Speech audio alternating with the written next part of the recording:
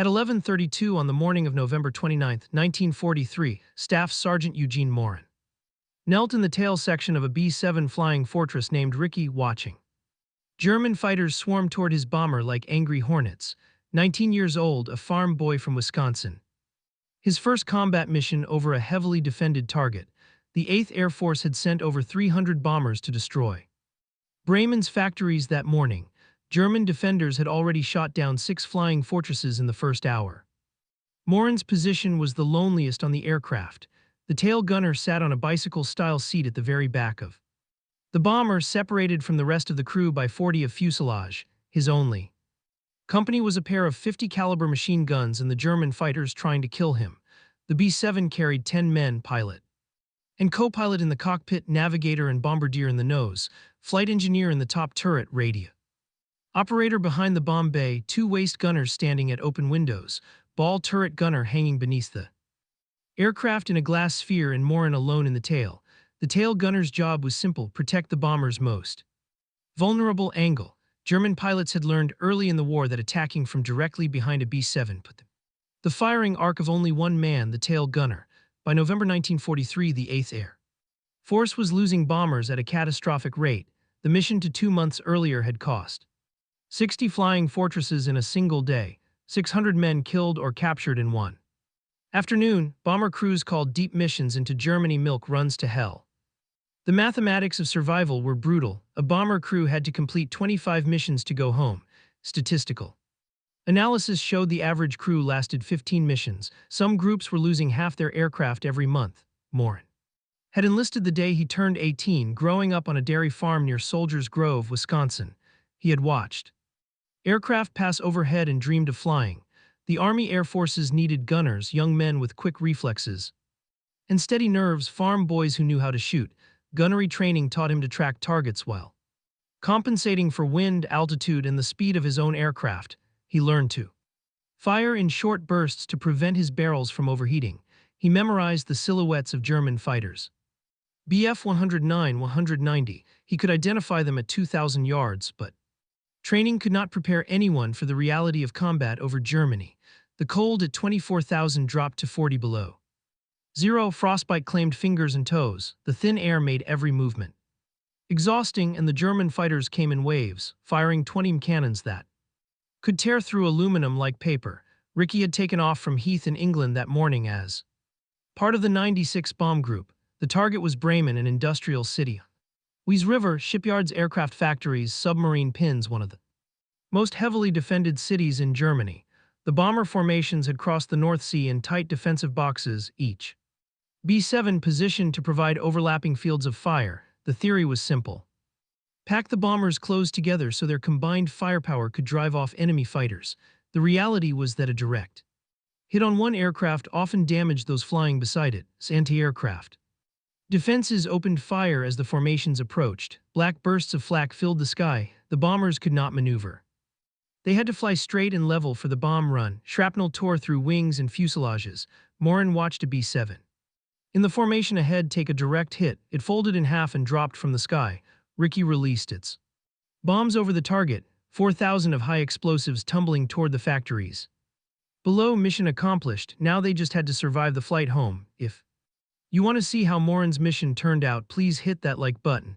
It helps us share more forgotten stories like this one. Subscribe if you haven't already. Back to Moran. The bomber formation began its turn toward England, 200 m of hostile airspace between them and safety. That was when Rikki Tikki's No. 2 engine took a direct hit from flak. The propeller windmilled uselessly. The aircraft began losing speed, a damaged bomber falling behind the formation was a death sentence.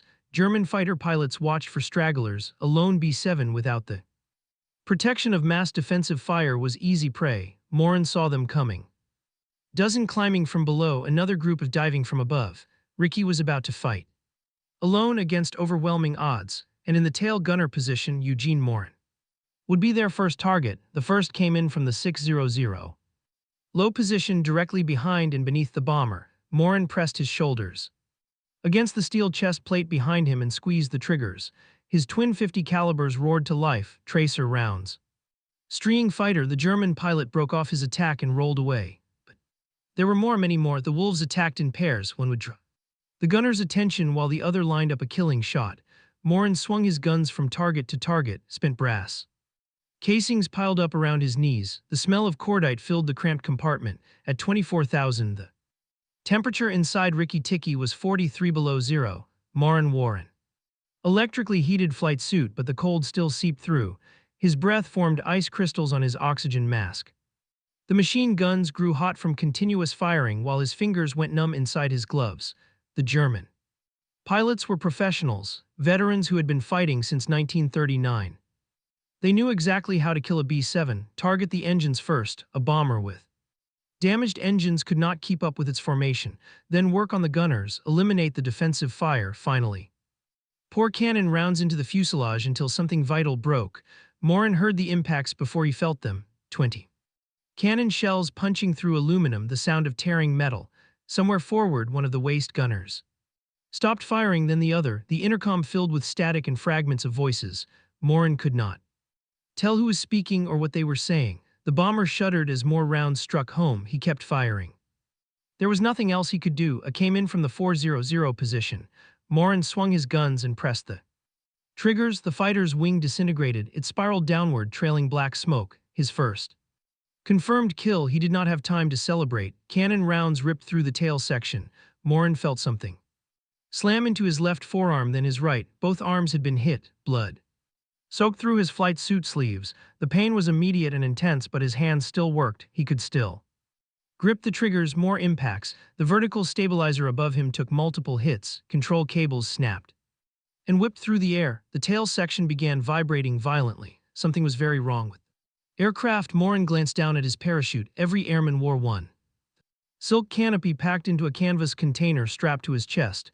If the bomber went down, the parachute was his only chance of survival. He saw holes in the fabric, multiple holes. Cannon rounds had shredded it. His parachute was useless. If he had to bail out, he would fall 4 miles to his death. The attack continued. German fighters pass after pass. Moran counted at least 15 of them circling the crippled bomber. Rikki was bleeding altitude and speed. The remaining engines strained to keep the aircraft airborne. Forward in the nose section, navigator Jesse was still alive. He had been wounded but remained conscious. Pilot and co-pilot were both dead at the controls. The flight engineer was dead in his turret. The radio operator was dead. The ball turret gunner was dead. The waist gunners were dead. Of the 10 men who had taken off from England that morning, only 2 were still breathing. In the nose, Moran in the tail. 40 of shattered fuselage between them. Another cannon round struck the bomber. This one hit something critical. Moran felt the aircraft lurch. A grinding sound echoed through the airframe. The vibration intensified until his teeth rattled. Then came a sound he would never forget, the shriek of tearing aluminum, the scream of structural failure. Rikki was breaking apart. The fuselage split just forward of the tail section. Moran watched the front of the aircraft separate and fall away. The wings, the engines, the cockpit, the bodies of his crewmates, all of it tumbling toward the German countryside 4 miles below. He was alone now, trapped in a severed tail section, wounded in both arms, his parachute destroyed. 24,000 of enemy territory falling. The laws of physics offered no mercy. Terminal velocity for a human body is approximately 120. The tail section of a B-7 weighed several thousand. It would fall faster, much faster. Eugene Moran had perhaps 90 seconds to live. The severed tail section tumbled through the sky. It spun end over end, throwing Moran against the walls of his compartment. His wounded arm screamed with pain. Blood sprayed across the interior. The wind howled through the torn fuselage where the rest of the aircraft had been. Moran should have been paralyzed with fear. He should have curled into a ball and waited for death. Instead, he did something that all logic. He kept fighting. The German fighters were still circling. They saw the tail section falling and moved in for a closer look. Perhaps they wanted to confirm the kill. Perhaps they were curious. Whatever their reason, they made a fatal mistake. They flew within range of a wounded tail gunner who refused to die. Moran grabbed his machine guns. The spinning tail section made aiming nearly impossible. The G forces pressed him against his seat, then threw him toward the ceiling. His arms were bleeding. His parachute was destroyed. He was falling 4 miles to certain death, and he was still shooting. Tracers arced wildly through the sky as the tail section rotated. The German pilots scattered. They had never seen anything like this. A man in a falling coffin firing back at them with everything he had. one took hits across its fuselage. The pilot broke off and dove toward the ground, trailing smoke. The altimeter in the tail section was shattered, but Moran could see the ground growing larger through the gaps in the torn metal. Fields, forests, roads, a patchwork of German farmland rushing up to meet him. The tail section's aerodynamics saved his life. The vertical stabilizer and horizontal stabilizers acted like crude wings. They caught the air and created drag. Instead of plummeting straight down, the wreckage began to glide. The spinning slowed, the descent became almost controlled, almost. Moran estimated he was falling at approximately 100 per second, fast enough to kill him on impact but slower than a human body in fall. The stabilizers were buying him time, seconds, perhaps a minute, time he used to keep firing at any German fighter that came close. The ground was 5,000 below then.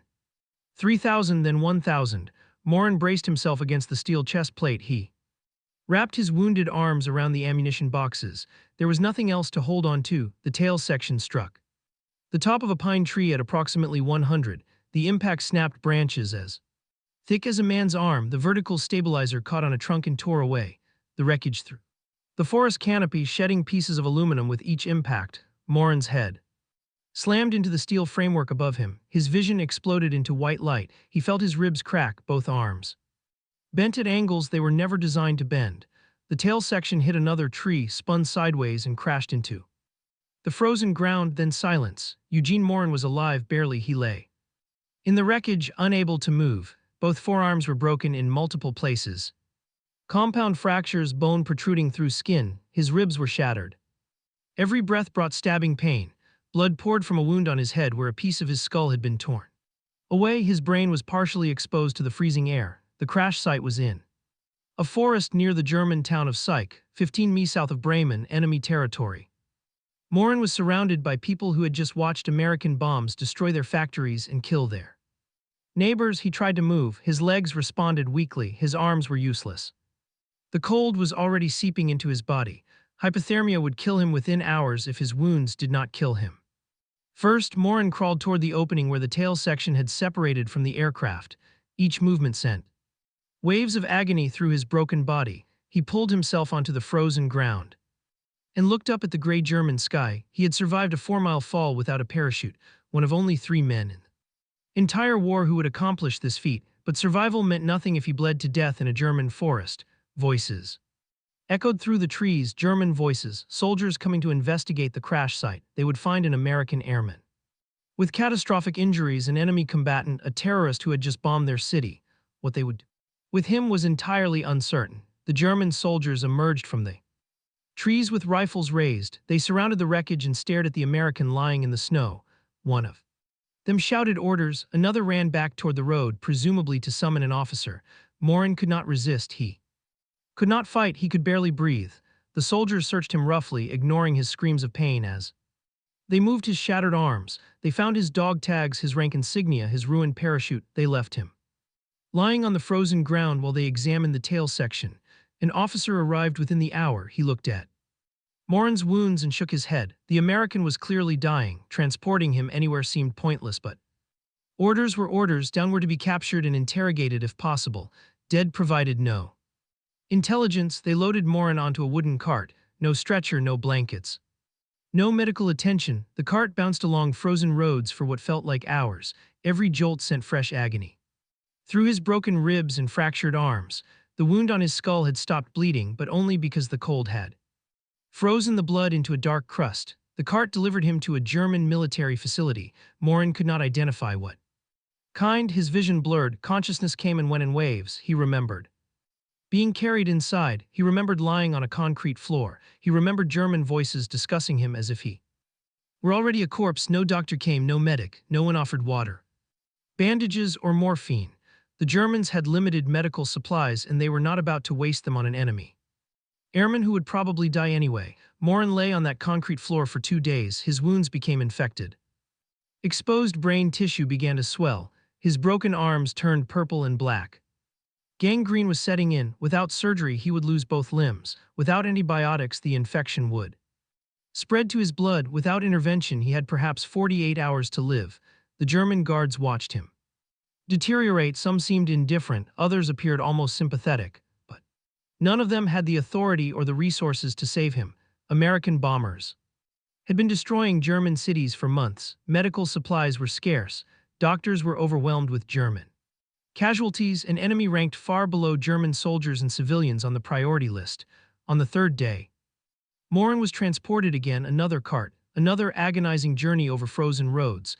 This time his destination was a prisoner of war hospital, a converted building somewhere in occupied territory where wounded Allied were held until they recovered enough to be sent to permanent camps.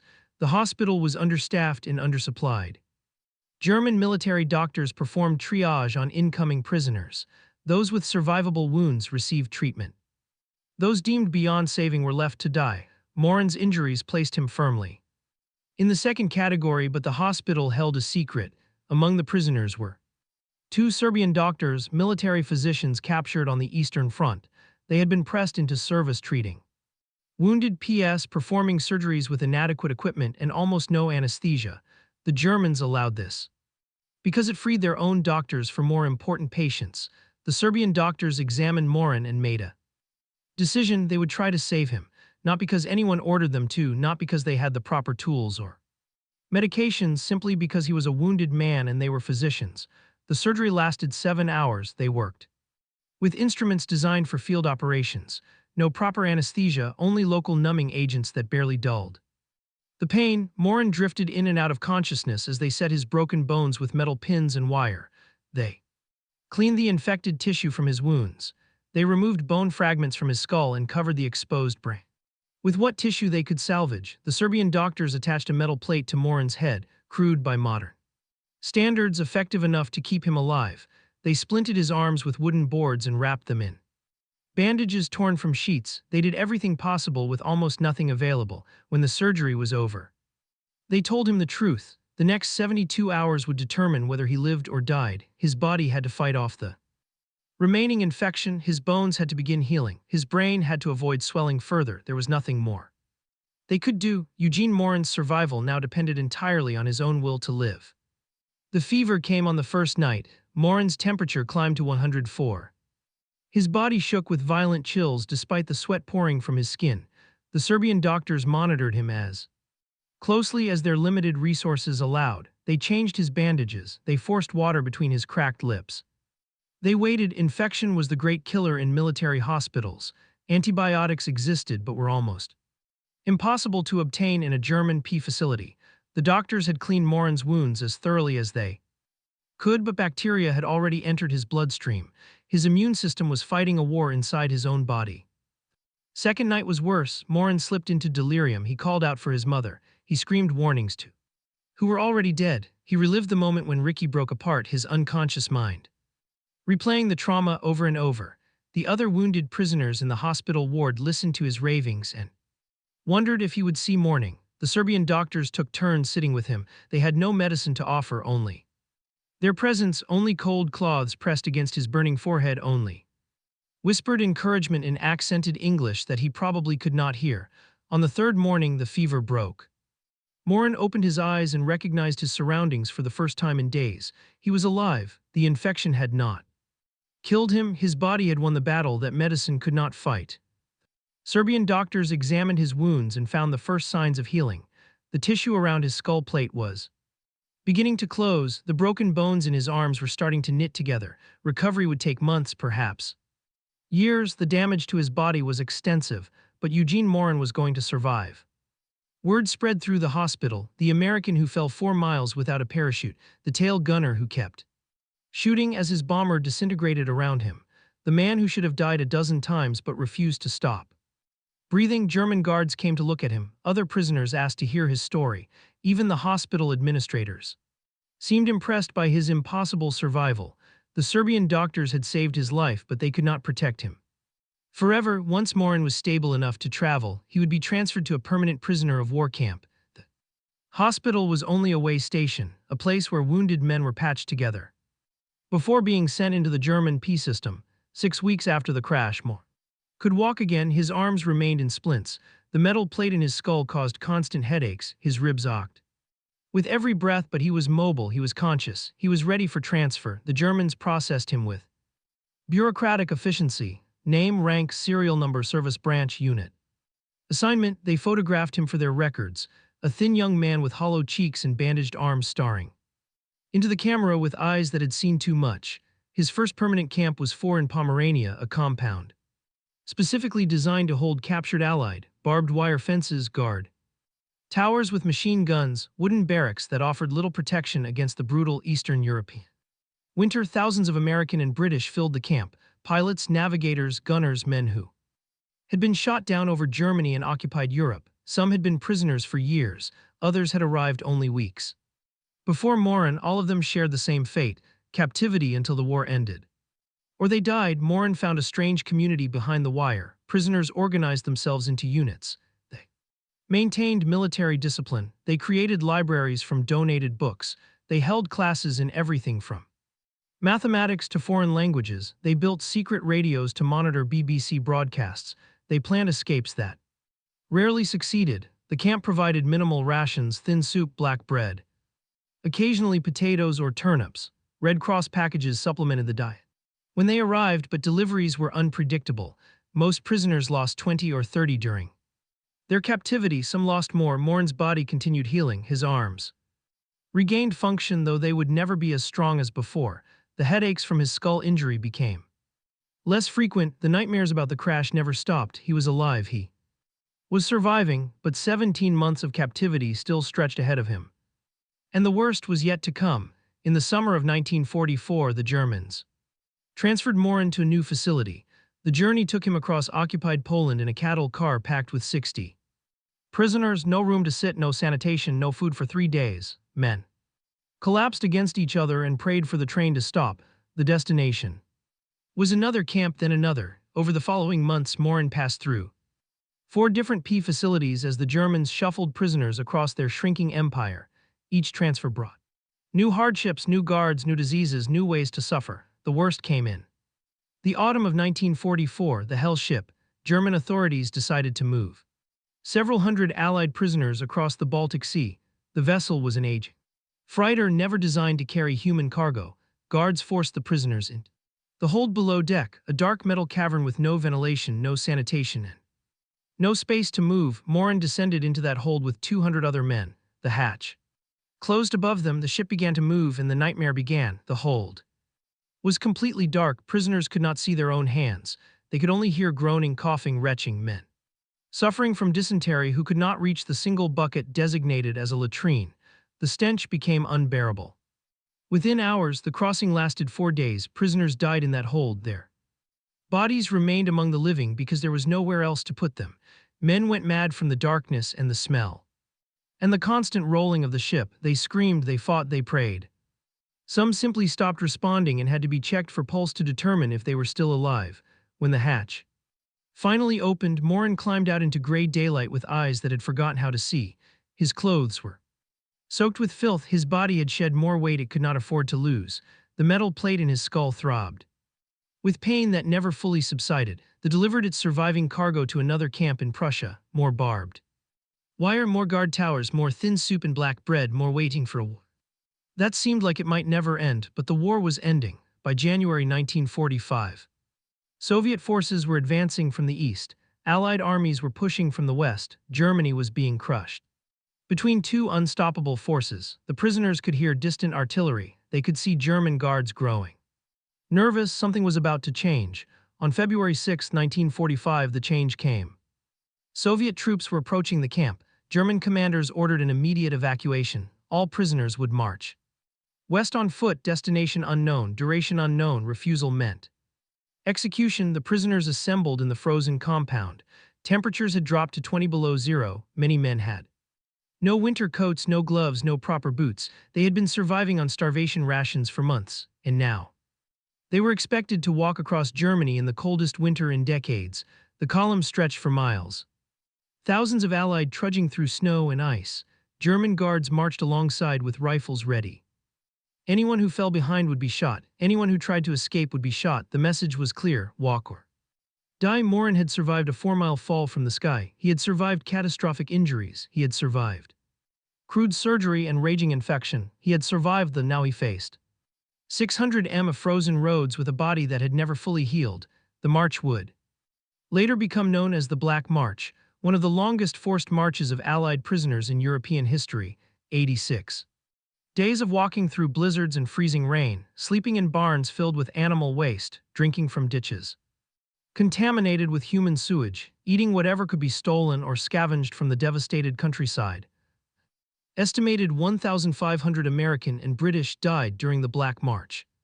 Pneumonia, dysentery, typhus, frostbite that turned to gangrene, bullets from guards who decided a straggler was not worth waiting for. Eugene Moran put one foot in front of the other and refused to stop. Behind him lay 17 months of captivity, ahead lay an uncertain number of miles through enemy territory. Somewhere beyond that, if he could survive long enough, lay freedom. The Black March ground forward through February and March of 1945. Prisoners walked 15 to 20 m each day. Through snow that sometimes reached their knees, they slept in frozen barns or on open ground. They ate raw potatoes stolen from fields and drank melted snow because the streams were contaminated. Moran's body protested every step. His arms had healed improperly in October. The cold, the metal plate in his skull conducted the freezing temperatures directly into his brain. His ribs had never fully recovered from the crash. Every breath of frigid air reminded him of the injuries he had sustained 17 months earlier. Men died around him daily. Some collapsed in the snow and never got up. Others developed fevers that consumed them within hours. Guards shot prisoners who could not keep pace. The column left a trail of bodies across the German countryside like markers on a map of suffering, but Moran kept walking. He had not survived a 4-mile fall to die on a frozen road. He had not endured the to surrender to exhaustion. Something inside him refused to quit, the same stubborn determination that had kept him firing his machine guns as Rikki disintegrated around him. By April, the column had covered nearly 500 m. The prisoners could hear Allied artillery growing louder each day. American and British forces were closing in from the west. Soviet armies were advancing from the east. Germany was collapsing. Liberation was coming. On April 26, 1945, the march ended. American soldiers from the 104th Infantry Division intercepted the column near the river. The German guards threw down their weapons and surrendered. The prisoners stood in stunned silence, unable to process what was happening. After years of captivity, after months of marching, after countless moments when death seemed certain, they were free. Moran weighed 93 pounds. He had entered the army at 150. The crash, the surgeries, the camps, though, and the march had stripped away nearly 40% of his body weight. He looked like a skeleton wrapped in skin, but he was alive. Medical personnel rushed to treat the liberated prisoners. Many required immediate hospitalization. Typhus had spread through the column during the march. Pneumonia was rampant. Frostbite had claimed fingers and toes that would need amputation. The doctors worked around the clock to stabilize men who had been systematically starved and brutalized for months or years. The army processed Moran's case with growing astonishment. His service record documented the impossible. Shot down over Bremen on November 29, 1943. Aircraft destroyed by enemy action, fell 24,000 in severed tail section. Without functional parachute, survived impact, captured by enemy forces, held as prisoner of war for 17 months, survived forced march of approximately 600 m. Military historians would later confirm that only 3 Allied the entire Second World War survived falls of comparable distance without parachutes. Eugene Moran was one of them. The other 2 had similar stories of wreckage riding, where pieces of destroyed aircraft slowed their descent enough to make survival possible. All 3 cases were considered miraculous.